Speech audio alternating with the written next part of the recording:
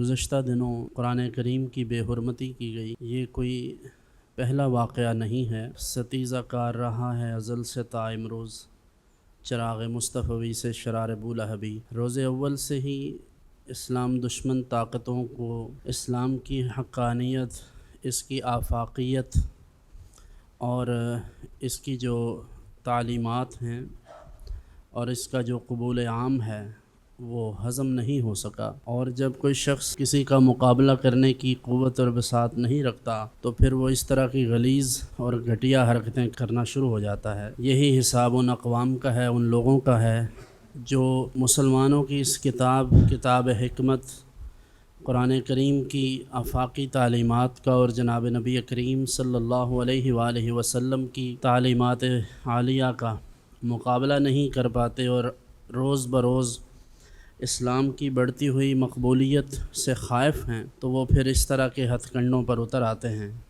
لیکن نور خدا ہے کفر کی حرکت پہ خندہ زن، پھونکوں سے یہ چراغ بجھایا نہ جائے گا، تو یہ ممکن نہیں ہے۔ اللہ رب العالمین ارشاد فرماتا ہے یریدون لیطفئوا نور اللہ بافواہہم واللہ متم نورہ ولو کرہ الکافرون۔ وہ یہ چاہتے ہیں کہ اپنے منہوں سے، اپنی پھونکوں سے اللہ کے چراغ کو بجھا دیں، تو ایسا نہیں ہو سکتا۔